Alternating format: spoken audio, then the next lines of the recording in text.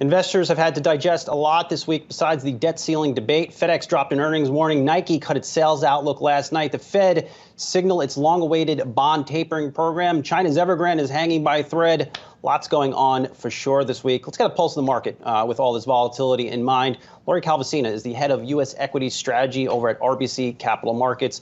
Lori, good Friday morning to you. Lots for investors to digest this week. What's your current thinking on the market? Sure. Look, we've been looking for a short-term pullback in the market late this year for quite some time. I know a lot of other strategists are starting to make that same call as well. But this is something, frankly, we had expected to happen simply because we were seeing earnings growth decelerate off these unbelievably, kind of crazy highs that we had in the second quarter. And typically when you come out of a recession and that happens, you do see stocks sell off a bit. You tend to be down modestly on a 6-month forward basis after that peak rate of change in S&P 500 EPS growth. Now, the other things that are happening right now is that we've got a lot of uncertainties abounding on other issues, whether it's in the governmental side, whether it's in terms of the COVID backdrop, a lot of uncertainties still about the Delta variant. And then supply chain issues, obviously, are becoming a big topic, not just with the early reporters this week, but we heard a lot about that in the post-Labor Day industrial conferences that happened around the street. So there are just a lot of small things that maybe on their own could be manageable for investors that are starting to really sort of chip away to the downside here. But again, I don't think this is anything to be overly alarmed about. We typically have a pullback right around this time in recovery trades anyway. Hey, Lori, it's Julie. Just to be clear, a lot of the folks that we were talking about sort of are echoing what you're saying in that they were looking for some kind of a pullback. But most of them expect then a recovery. Your target for the end of the year, I believe, is still 43.25. So that implies that we're not necessarily going to see a recovery here. What are the weights, the persistent weights, you think, on stocks continuing to go up here or rebounding here? Well, we did actually recently pull our number up to 4,500. And so we've said, expect sort of a 5 to 10% drawdown from the highs that we saw earlier this year, which is a little bit above where our target is. But look, I think as we, sort of get a little bit deeper into this, right, I think the question is, what do you do with it? And does it have the potential to be something more nefarious than a 10% drop? And of course, that possibility is always out there on the table, right? True growth scares end up, kind of taking markets down kind of 15, 16, 17%, right? So that's not an unreasonable assumption if we really start to anticipate something really bad economically. I don't think we're going to do that. But look, I think that the question going forward is, what kind of economy do you think that we are going to have next year? And what I think is very comforting to me is that as I've looked around the street and I've seen some of the economists who have pulled their numbers down for this year, it's not really affecting forecasts for next year. So we've seen U.S. GDP in real terms go as low as about 5.9% or so for this year, if you're just averaging up the consensus annual numbers around the street. And that's a big dip from where we had been, which was kind of like a mid 6% type number. But we haven't seen any of the quarterly numbers go anywhere sort of below trend. We have not seen sort of next year's numbers really even take a big hit. Next year, expectations are still for a 4% plus type economy, and that's well above trend. So I think that as long as the consumer can hold up, as long as the corporates can hold up, and with these supply chain pressures that are being discussed, we are also hearing a lot about how strong demand is. So we do think that the bones of this economy are very, very strong. We have to digest some of these short-term issues like supply chains that were perhaps underappreciated. But I think the sort of strong consumer backdrop, the strong corporate backdrop, the strong demand is going to pull us out.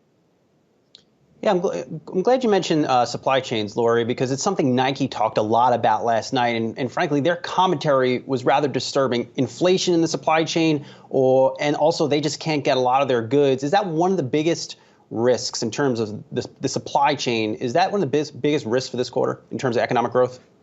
I think it's a risk more to earnings. And if you think about it from a margin perspective, right, like sort of any big hit that we make to profit margins can pull your EPS growth numbers down pretty significantly. But I have to tell you, Brian, like we were reading through transcripts back in August. And while I'm not going to disagree with you that the tone on supply chains has gotten a little bit more alarmist here recently, people who were paying attention to the commentary that came out in August, sort of mid-August and kind of the later reporters, we were getting a glimpse of this. What we've done on my team is try to figure out not just, why supply chains are so bad, right? Like, I think we all sort of understand that. Freight costs are through the roof. There's a lot of port congestion.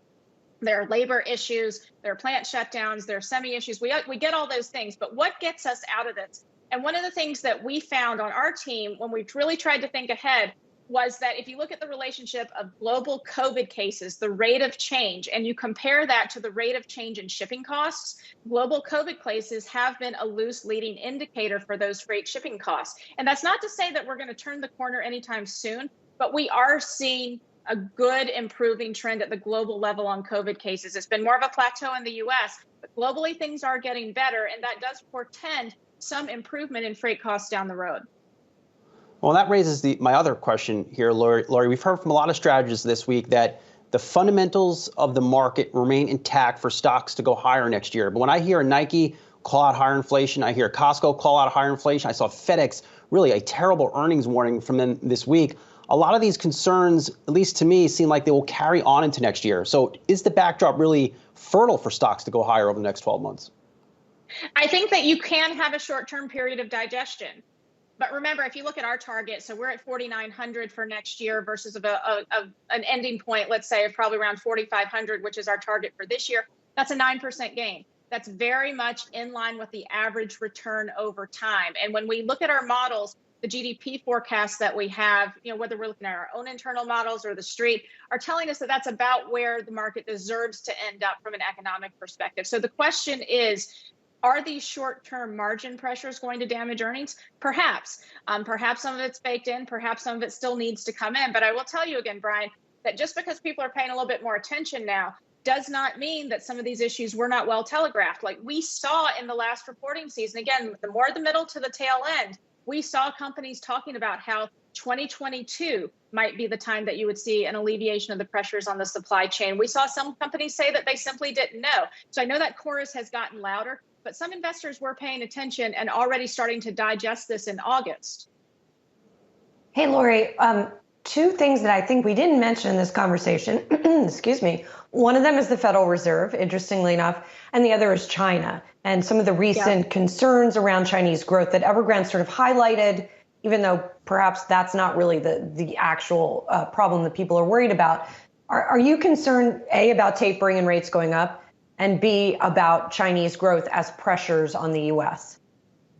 So I'll take, both the questions separately. I would say in terms of tapering, I really feel like a lot of this got priced in the second quarter. If you go back and look at the last tapering episode in markets, we did have some initial indigestion in the direction of the S&P when it became clear that that's what the Fed was going to do. But it really didn't end up damaging markets. We saw stocks continue to climb higher through the taper. What you did see was the risk trade took a bit of a hit. So we started to see growth leadership take back over. Small cap leadership was ceded back to large caps. And we saw a lot of that already play out in the second quarter. And if you think back to March, April of this past year, we saw a lot of economists think the Fed was behind the curve and need to taper, and sort of made a strong impassioned case for why they needed to move their timetable up. So I think a lot of that has already played out, to be honest. Now, when I think about China, I think the main, sort of risk that our internal people have flagged, our FX strategy team has done a tremendous job monitoring the Evergrande issue. But what they've told us to be most concerned about is the possibility that this leads to slowing domestic growth in China, as opposed to some sort of big contagion event that could unravel financial markets. And when I think about that as a U.S. equity strategist, I have two questions. One, how bad is it going to get? What is it going to cause the hedge funds to do? Is it going to cause them simply to move money out of China and back into the U.S.? That ends up affecting the tech sector oftentimes. Or is it simply going to, and this would be my second question, is it going to simply cause them to take money off the table and move back into cash? That latter scenario is what you worry about damaging U.S. equity markets. If we simply have a situation where we've lost some appeal of non-U.S. markets from a fundamental perspective, and the U.S. still looks like the best game in town economically, that actually can help boost and sort of bolster the S&P 500 and limit some of the downside. You, Lori, do a tremendous job. Appreciate the insights. Great stuff as always. Lori Calvasina, head of U.S. equity strategy at RBC Capital Markets. Have a great weekend.